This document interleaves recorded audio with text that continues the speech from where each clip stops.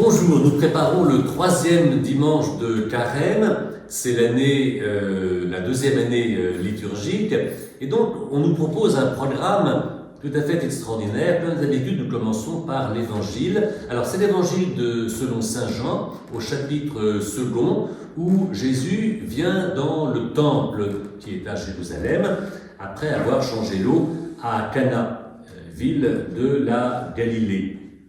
Et donc, dès le départ, Jésus va faire un geste qui va surprendre tout le monde, puisqu'il va mettre du désordre dans l'organisation du temple en chassant les marchands qui faisaient leur métier, il faut bien le dire, surtout qu'ils apportaient ce qu'on appelle la matière pour le culte qui avait été demandé par la loi et les prophètes. Et donc c'est Dieu lui-même qui, dans l'Ancien Testament, avait organisé la manière de rendre grâce à Dieu. Peut-être faut-il ajouter un petit détail. Le culte qui est rendu à Dieu, la prière, dans la Bible, c'est une réponse à Dieu, parce que Dieu est toujours celui qui prend l'initiative. Il faut bien s'entendre sur cet aspect-là. C'est-à-dire que, prenons un exemple concret, je ne demande pas à Jérusalem offrir quelque chose à Dieu pour obtenir de Dieu quelque chose.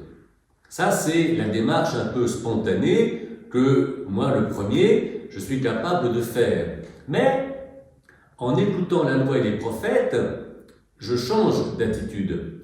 Ce que je crois, c'est que c'est toujours Dieu qui fait le premier pas. Dans l'évangile de Jean, c'est souvent dit, c'est pas vous qui m'avez d'abord aimé, c'est moi qui vous ai aimé. C'est pas vous qui m'avez choisi, c'est d'abord moi qui vous ai choisi. C'est pas simplement nous, qui demandons pardon pour nos péchés, c'est Dieu qui nous donne de reconnaître notre péché et qui nous donne l'envie de demander le pardon. En fait, toutes nos prières, et notamment nos prières cultuelles, c'est-à-dire quand nous rentrons dans des gestes qui sont prévus par notre religion, nous répondons à Dieu qui, le premier, vient à notre secours.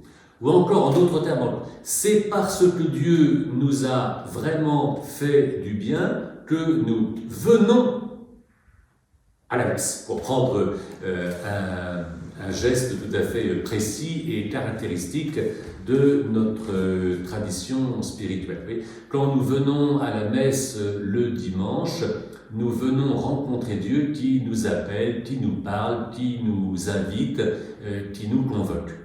C'est pas nous qui convoquons Dieu, c'est l'inverse. Alors, quand Jésus vient dans le temple, effectivement, c'est assez drôle parce que Jésus, lui, il est depuis toujours avec Dieu. Et il va comme réorganiser, non pas matériellement, mais il va remettre cette primauté de la volonté de Dieu, de la connaissance de Dieu, de la révélation de Dieu dans la vie même du temple. Alors, il le fait d'abord par ce geste de changement. Le problème des vendeurs du temple, c'est qu'ils croient maîtriser la relation avec Dieu. Une prière, ça coûte tant. Non, une prière n'a pas de prix parce qu'une prière nous met en présence de Dieu lui-même. Alors on peut payer très cher pour aller voir un spectacle, pour aller voir une exposition, pour aller voir à l'autre bout du monde un beau paysage. Dieu, on n'a pas de quoi se le payer, pardonnez-moi. On ne peut pas se payer Dieu.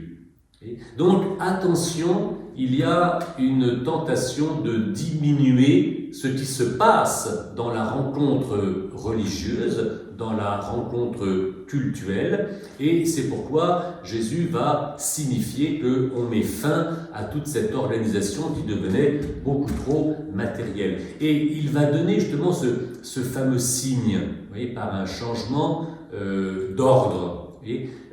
Oui, on a construit ce temple, ça fait 46 ans, donc ça permet de dire, tiens, on est en l'an 27, vous voyez, ça nous met dans l'histoire, dans notre histoire, ça c'est vraiment passé. Et toi, quel signe donnes-tu? Détruisez ce temple, je le rebâtirai en 3 jours. Et on explique, parce que c'était pas compréhensible, mais il parlait du temple de son corps. Pourquoi Jésus a-t-il dit si tôt ce qui allait se passer 3 ans plus tard et qui, il faut bien le dire, était plus grand que ce qu'on pouvait attendre, pour nous donner justement le temps de réfléchir. Imaginez-vous, faisons comme nous faisons pour préparer chaque dimanche, regardons bien la scène. Le temple de Jérusalem, c'est un monument considérable, c'est le plus grand monument de son temps. Ça fait 500 mètres de long, 300 mètres de large, des millions de tonnes de pierres, de marbre, d'or. C'est un monument extraordinaire. Détruisez ce temple. Quelle horreur. Il faut des années pour démolir un temple pareil. Je le rebâtirai en 3 jours. Il a fallu 46 ans et c'est même pas fini. Jésus passe pour qui? Jésus passe pour un fou. D'ailleurs, on le laisse tranquille, ce qui est le mieux à faire pour le moment. Et voyez-vous, cette idée que ce n'est pas nous qui convoquons Dieu, mais c'est Dieu qui nous invite, ça peut paraître simple. En réalité, quand on y réfléchit profondément, c'est un puissant retournement de situation, c'est complètement fou. D'ailleurs, c'est ce que saint Paul va nous dire. La manière dont Dieu nous rejoint en Jésus-Christ, ça n'est pas de la logique, ce n'est pas de la simplicité, c'est un événement extraordinaire. Et les gens qui ne sont pas à l'intérieur peuvent dire, mais vous êtes complètement cinglés. Oui, il y a quelque chose de fou dans notre rencontre avec le Seigneur. Alors, sommes-nous simplement des illuminés? Est-ce que nous sommes dans une sorte... est-ce qu'on est parti sur Mars ou sur Vénus ou dans un autre monde? Pas du tout. Vous voyez, c'est là que la première lecture, comme pendant tout ce carême, vient là encore nous surprendre et nous mettre sur le bon chemin. La première lecture, c'est, si j'ose dire tout simplement, c'est la révélation du décalogue. Je dis bien la révélation. À quel moment Dieu nous a-t-il donné une série de règles pour vivre selon sa volonté, pour vivre selon son plan, selon son projet? C'est pas n'importe quand. C'est pas au tout début. La première parole du décalogue, ça il faut bien le savoir par cœur, la première parole, c'est pas ce qu'il faut faire, c'est qui est Dieu. Moi, je suis le Seigneur qui t'ai fait sortir de l'esclavage en Égypte. Alors, voyez-vous, la première chose qui nous est dite dans le décalogue, c'est que c'est Dieu qui avait pris l'initiative. C'est toujours Dieu qui est le début et la fin, l'alpha et l'oméga. Et ce que fait Dieu est une chose bonne. Oui, Dieu nous délivre de tous les malentendus. Dieu nous délivre de toutes les modalités qui nous enferment, qui nous emprisonnent, qui nous font du mal, et dont l'esclavage en particulier est comme le signe le plus dramatique. Et quand quelqu'un exerce un pouvoir terrible, vous voyez, sur un autre, c'est que le plan de Dieu a été complètement cassé. Et Dieu nous fait sortir de ce plan pour nous donner les moyens de vivre de manière juste et bonne les uns envers les autres. Alors aussi bien envers nous les uns les autres que aussi envers lui. Et, notamment en dénonçant l'idolâtrie. Ne pas se tromper sur qui est Dieu.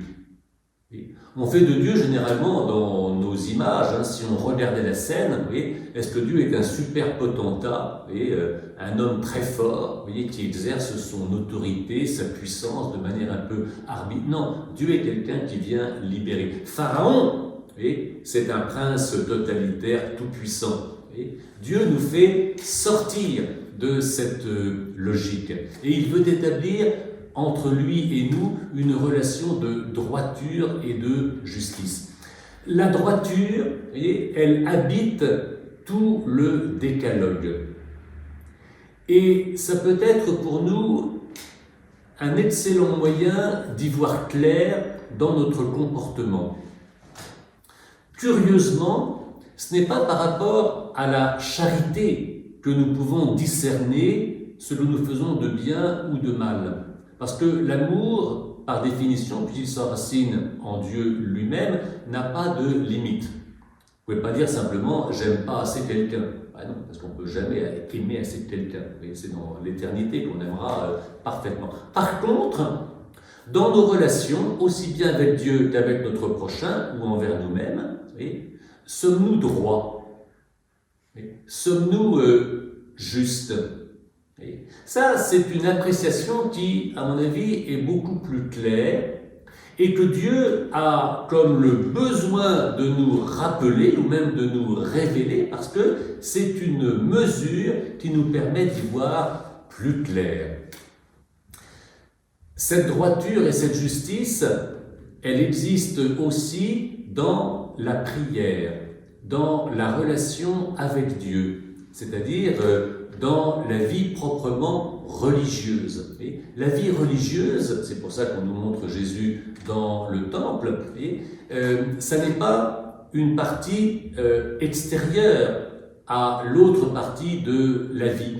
Ça n'est pas un moment séparé, un peu comme l'église est au milieu d'un quartier. Elle n'est pas séparée, elle est vraiment dans notre univers. Et on essaie de construire des monuments, justement, qui soient structurants d'une société toute entière. Donc, on ne va pas à la messe dans un moment, dans un lieu séparé. On va à la messe pour retrouver le sens de la droiture et de la justice envers Dieu et envers le prochain. On va à la messe en particulier pour retrouver le contact avec un Dieu qui non seulement dit la droiture, mais qui incarne cette droiture. Vous voyez, Jésus est comme le signe du nouveau temple. C'est d'ailleurs pas comme, Jésus est le signe de ce nouveau temple. Comment Jésus a-t-il parlé? Comment Jésus a-t-il agi? Voilà notre norme. Quand on vient à la messe, on ne vient pas rencontrer un super Jésus un peu fumeux qui serait loin de nous. Non, on vient retrouver le contact avec Jésus tel qu'il a vécu pendant quelques dizaines d'années dans le monde aussi compliqué que celui que nous connaissons. Jésus n'a pas vécu dans un autre monde que le nôtre. Il a éprouvé exactement les mêmes problèmes. Comment a-t-il fait? Et ce n'est pas simplement une connaissance, ce n'est pas simplement une science. Si on vient prier tous ensemble, c'est pour rencontrer celui qui parle. Nous savons bien dans cette période de pandémie combien, et d'ailleurs nous le faisons maintenant, nous sommes souvent à distance les uns des autres. Eh bien, le culte, la prière, notamment les sacrements, et au sommet des sacrements, la messe, c'est de rencontrer en présence, on dit maintenant en présentiel, c'est de rencontrer, alors osons, en vrai, celui qui est en train de nous révéler les modalités justes et bonnes de nos paroles et de nos gestes qui vont apporter la paix en nous et autour de nous. En d'autres termes, il n'y a pas de différence entre la prière et la vie. La prière nous permet de vivre de manière juste et bonne. De l'autre côté, une vie juste et bonne nous permet de vivre une relation féconde avec le Seigneur, au fond d'être vraiment présent avec lui, ou plutôt de répondre à sa présence. Dieu est parfaitement présent parce qu'il agit et parle de manière parfaitement juste et bonne. À nous d'agir, de parler de la manière la plus appropriée pour pouvoir être présent à Dieu qui vient à nous et vivre cette rencontre. Mais la messe sera vécue droitement dans la mesure où pendant la semaine, nous agissons de manière droite. Et à l'inverse, nous pourrons agir de manière droite si nous venons sincèrement nous présenter en toute droiture devant Dieu qui se donne à nous. Et, la prière est une révélation, mais un comportement droit révèle aussi que Dieu est présent. Alors, tâchons pendant ce carême de bien unifier notre prière et notre comportement et notre prière. Alors, nous serons vraiment les enfants de Dieu qui se révèlent un Père si aimant. Pourquoi a-t-il fallu attendre que Jésus ressuscite des morts pour comprendre tout ça? Eh bien, disons que la résurrection d'entre les morts, c'est comme la signature de la vérité de ce que Dieu dit. On peut toujours se poser la question, et les gens se la posent autour de nous et nous-mêmes, mais est-ce que Dieu nous offre vraiment le vrai chemin de la vie? Eh bien, ce qui nous prouve que ce que Dieu dit est vraiment ce qui est droit et parfait, c'est qu'il a pu ressusciter Jésus d'entre les morts. C'est la signature de, on pourrait dire, l'excellence de ce que Dieu fait. Et c'est pourquoi il nous faut nous préparer à recevoir ce signe de la résurrection. Rappelons-nous que ce signe n'est pas si facile que ça à admettre. On croyait s'être débarrassé de Jésus. Eh bien, pas du tout. Il continue de venir à nous, et pas n'importe comment. Car sa résurrection, il l'a montré de manière très réaliste. Et donc, on peut affirmer que la prière, notamment des sacrements et notamment de la messe, nous met en contact avec le Christ ressuscité pour fortifier nos projets et faire qu'ils soient non seulement réalisés de notre mieux, mais avec la toute-puissance de Dieu lui-même. Et de même que Dieu avait réussi à sortir Israël de l'esclavage de Pharaon, Dieu a réussi à sortir Jésus du tombeau et donc de toutes les limites et de toutes les impasses dans lesquelles nous nous mettons. Dieu nous ouvre des portes, à nous d'emprunter son chemin.